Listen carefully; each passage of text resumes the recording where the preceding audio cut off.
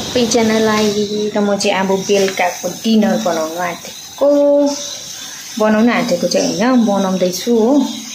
अन्त एकपट्टि माम पकाए एकपट्टि चाहिँ यहाँ के भन्नु अब करेलाको पकौडा बनाउने हो। तपाईहरुलाई म देखाउँछु करेलाको पकौडा बनाउने। यहाँ चाहिँ मैले करेला डल्लो डल्लोमा काटेर चाहिँ त्यहीमाथि यहाँ हात पनि काटेर कस्तो बिजोक भइरहेछ हो। डल्लो डल्लो काटेर चाहिँ यसमा बेसन नुन हाले।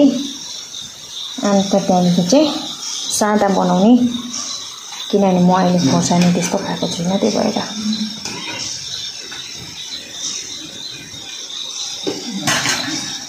बनाउँदै थियौ अलिकति डिस्टर्ब भयो।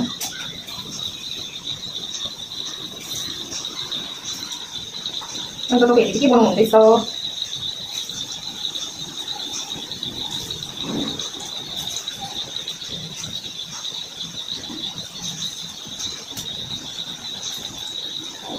यो चाहिँ फेरि ग्रुप हाल्नु हुँदैन कि यसरी फेरि टालिन्छ नि त हो। त्यो भएर चाहिँ अन्त सिंगल सिंगल हाल्नुपर्छ नि त।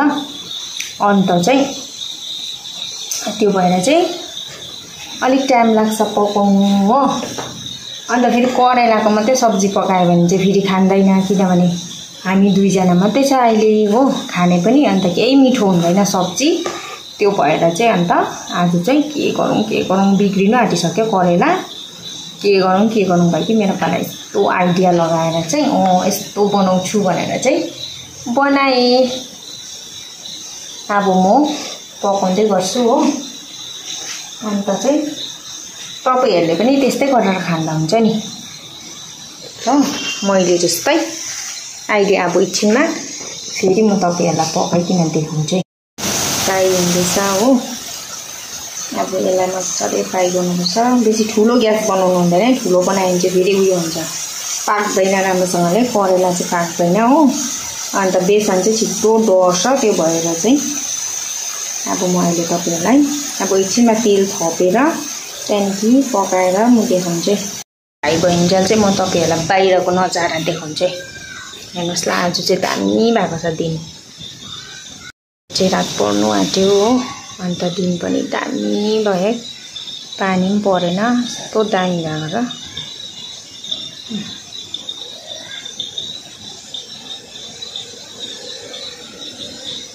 कस्तो क्लिन खालके भएको छ है। कस्तो सफा। अब सधैँ त्यो धुम्मा भएको देखेर होला नि आज चाहिँ दामी भएको छ। म चाहिँ लाइट बालेकै छुइनँ बाहिरको चाहिँ हो। पुक्कु अन्त चाहिँ यहाँनिर लक्की पुक्कु र लक्की चाहिँ पुरा मैले भइरहेछ। अघि कहाँबाट खेलिकिन आएर हो।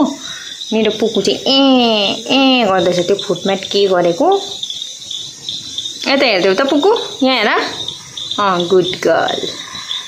मेरो चाहिँ अब सक्नु आँट्यो पाकेर हो।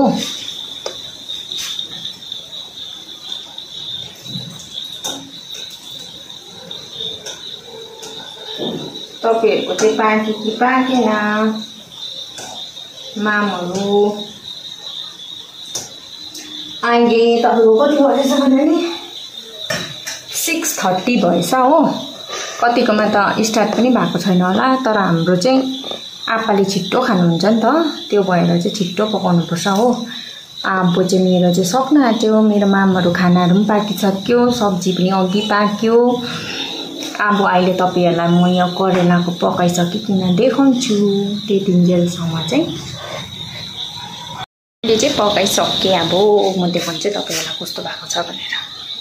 अहिले चाहिँ पकाइसके र मेरो चाहिँ यस्तो भएको चाहिँ यो चाहिँ हो करेलाको पकौडा। अनि तपाईहरुले चाहिँ यो करेलाको पकौडा बनाउनु हुँदाखेरि चाहिँ तीतो मन पर्दैन भने चाहिँ फर्स्टमा करेला काटेर चाहिँ त्यसमा हल्का माथिबाट नुन छरेर चाहिँ एकछिन राख्नुहोस्। राखिसकेर चाहिँ एकछिन बादमा चाहिँ त्यहाँबाट पानी निस्किन्छ हो। त्यहाँदेखि मजाले करेलालाई निचोर्नुहोस्। त्यहाँदेखि निचोरेर चाहिँ त्यो पानी चाहिँ फ्याँकिदिनुहोस्। त्यहाँदेखि मात्रै बेसन हालेर चाहिँ मजाले मोलेर बनाउनु पर्यो भने चाहिँ तीतो हुँदैन बेसी। तर मलाई चाहिँ तीतो मनपर्छ। त्यो भएर चाहिँ मैले चाहिँ त्यतिकै बनाएँ हो। अन्त चाहिँ तपाईहरुले पनि यसरी नै बनाएर खानुहोस्। अन्त आजको भिडियो चाहिँ तपाईहरुलाई के कस्तो लाग्यो हो कमेन्ट शेयर सब्स्क्राइब पनि गरिदिनुस् अनि फेरि पनि नयाँ भिडियो लिएर यस्तै अब के बनाउन मन पर्छ त्यस्तो बनाइछु भने चाहिँ फेरि नयाँ भिडियो लिएर छिटो आउने ट्राई गर्छु त्यतिसम्मको लागि बाइ बाइ।